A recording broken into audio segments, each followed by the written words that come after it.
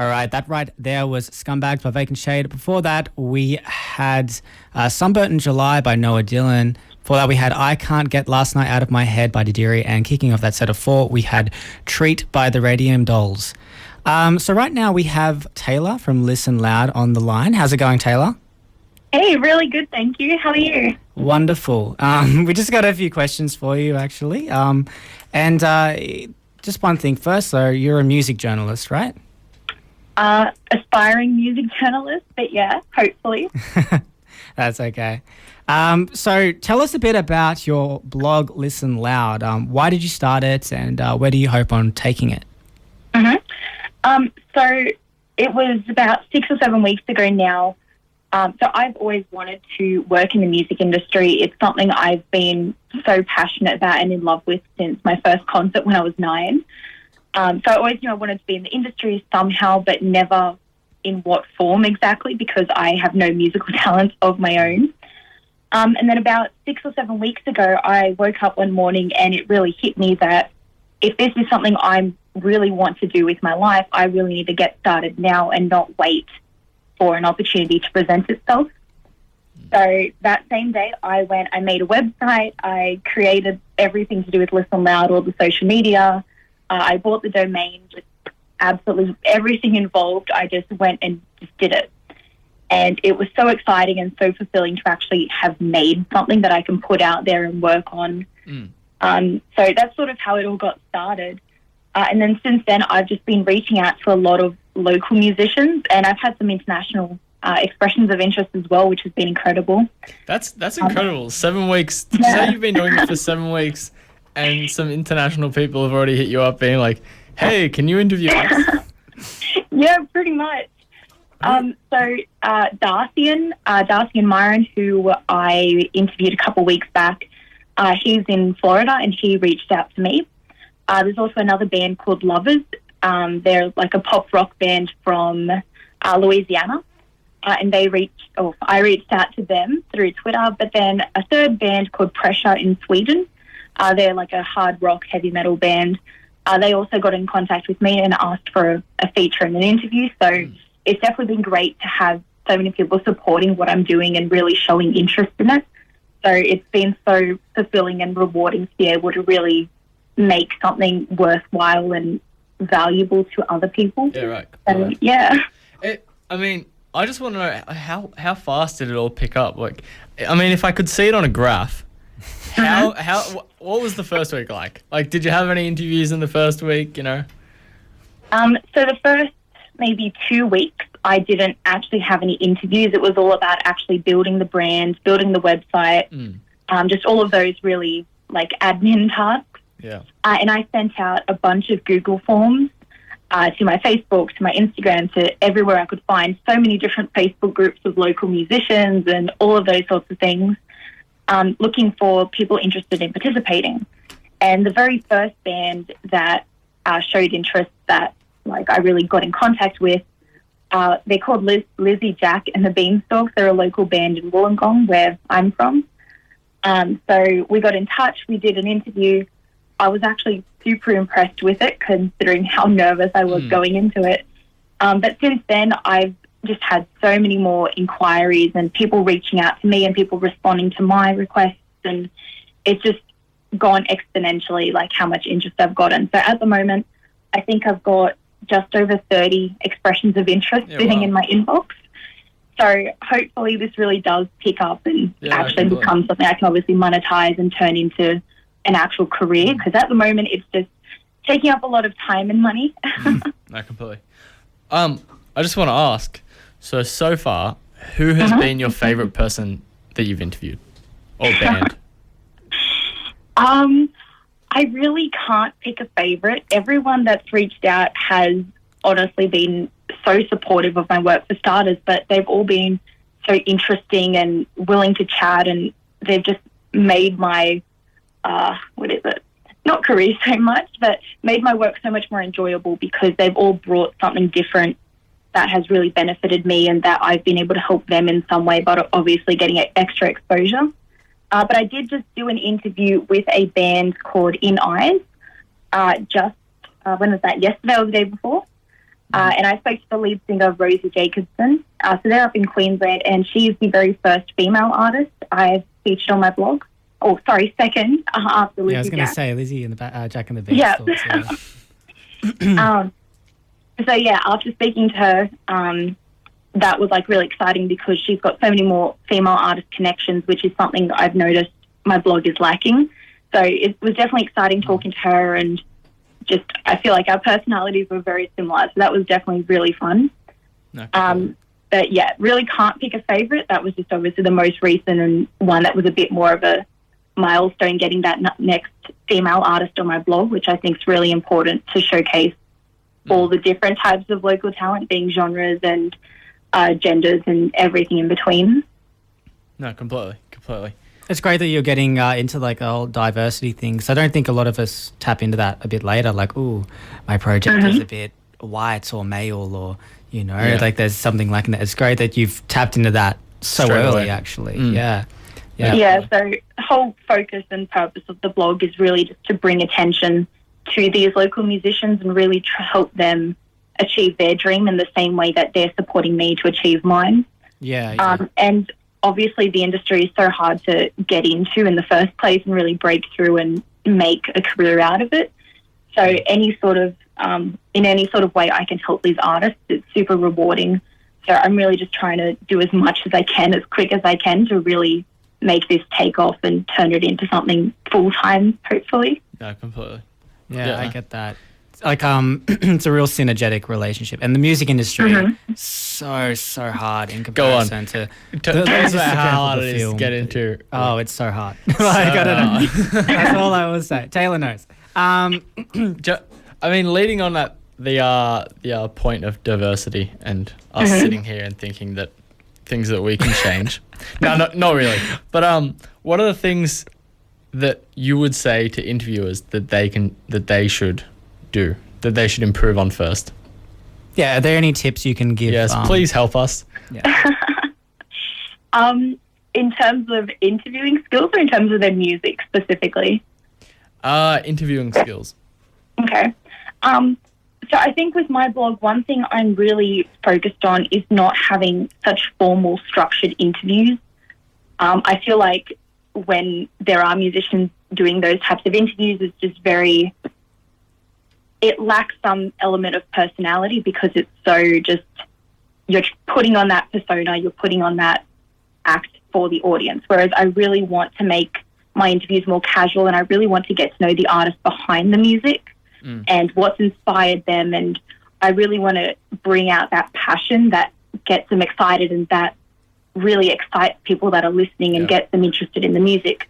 So I think just really being as authentic as you can and just showing why it's important to you and why you love what you do is really the key to a great interview. Just that energy you bring is really what makes it. Yeah, completely. So whether you're just starting out in the industry or you've been doing it for a couple of years, it's just that vibe and energy that you bring that really makes a standout interview, regardless of your actual music or anything else you're currently doing, I think.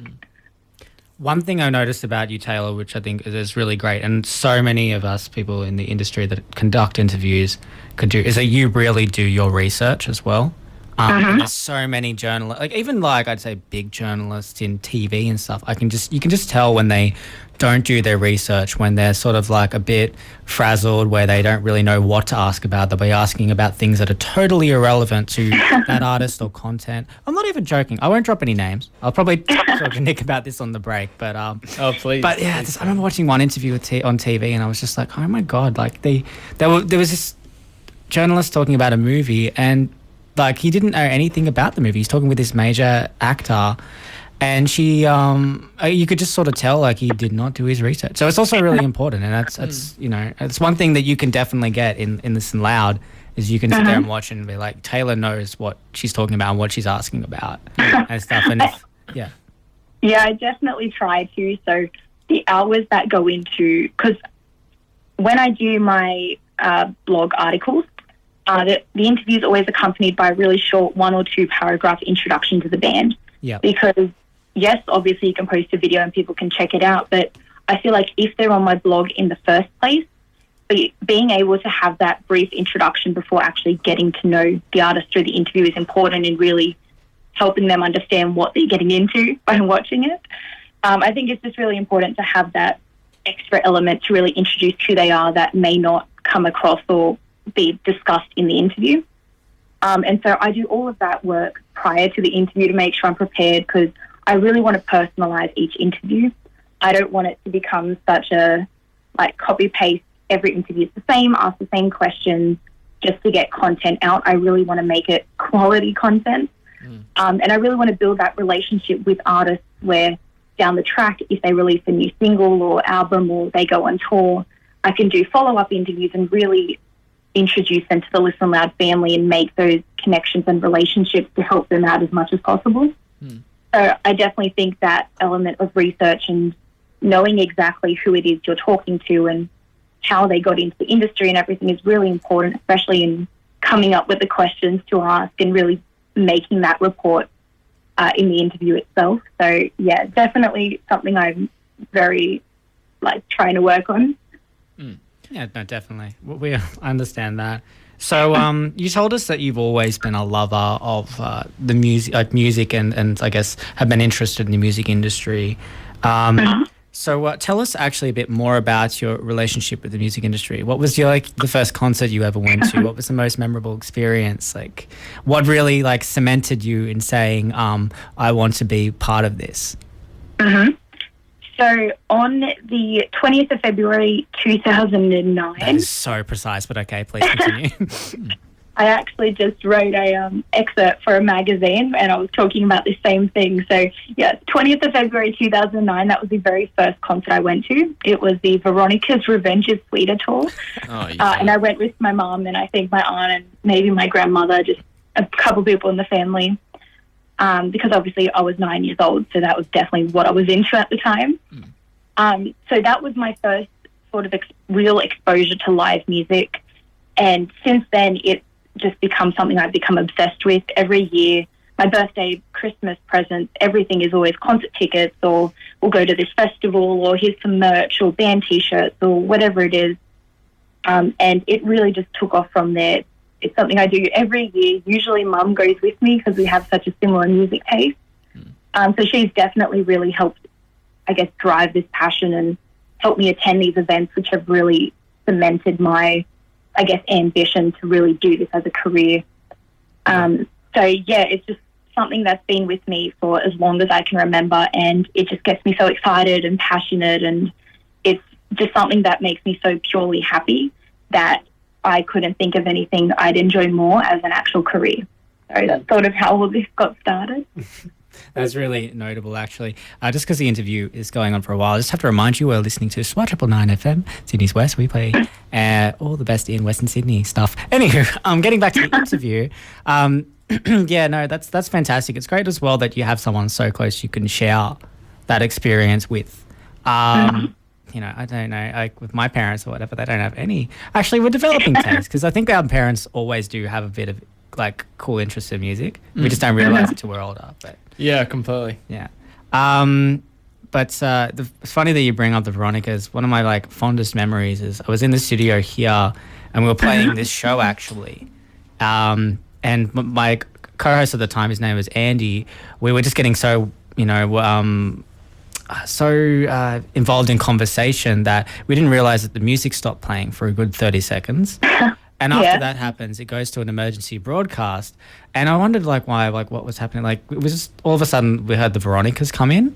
And I'm thinking this is Australian, but it's not what we program. What's this doing? And we just realized oh no.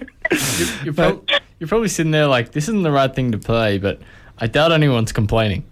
Yeah. Well, yeah. I mean, I could always go for a bit of the Oraglasso twins and stuff like that here and there. Love a bit of that forever. But anyways. Well, I have to ask something very important. If an artist was to get into contact with you, how would they go about it? So I got a bit carried away and I now have a platform for my blog, or an account for my blog on Facebook, Instagram, Twitter, YouTube, TikTok, SoundCloud and LinkedIn, all under Listen Loud blog. as well as my actual website at listenloudblog.com. So any of those platforms, any interested artists are more than welcome to reach out, and I'd love to get in touch. Or else they can send me an email directly at listenloudblog@gmail.com. So basically, anywhere you can find my account, you can reach out, send a message, and then I do have a really short application and expression of interest that introduces me to the band. That really helps with that research process we talked about. So yeah, anywhere you can find my brand, you can definitely reach out and get in touch. And I'd love to get some more people interested, especially from a bit of a wider audience. So out of state or anywhere, just as much interest as I can. It's obviously beneficial for me, and I can obviously help those artists as well. No, completely. Okay, sweet. So yeah, reach out to Taylor on any of those platforms. You've got plenty to choose from, but yeah, make sure to fill out that Google Doc. It would help her a lot with her research. So we got one last question for you, Taylor. Sorry, we're not looking forward to ending this conversation because it's been so great. But if you could interview any artist anywhere in the world, any alive or dead, who would it be and why? Can I do a top three? Oh, that's perfect. Yeah, I gave you 3 reasons for my band name, so you can give us 3 reasons to why who you would do interview. Yeah. So, in terms of my favourite musicians for the past, I don't know how many years, I've been obsessed with Bring Me the Horizon and Fall Out Boy. So they're definitely 2 of the big ones I'd love to interview just because their music is super important to me. I see them every time they come to Australia. So I'd really love to interview either of those at some point in my career. But like we mentioned, the Veronicas, as much as they're not so big in my music style now, considering they're the ones that really started all of this, it would be incredible to have a chance to talk to them and really thank them for introducing me to this, because all of this started with their music and at their concert. So that would definitely be something super special if I ever got the chance. So if anyone has any contacts, definitely hit me up, let me know. You know, I reckon you'll probably find your way. I really do. I think that they'll be reaching out to you. They'll be coming to you. Yeah, exactly. But yeah. I hope so, but we'll see how it goes. I'll definitely keep doing my best to get in touch with all these artists and see how it goes. All right. Well, good luck, Taylor, and thank you so much for joining us today. And thank you guys so much for having me. It's been such a pleasure. No worries. All right. Well, right now we're going to be listening to A Nice Guys Finish Last by Horror Show. You're listening to the Musos Show on SWR Triple 9 FM, Sydney's West.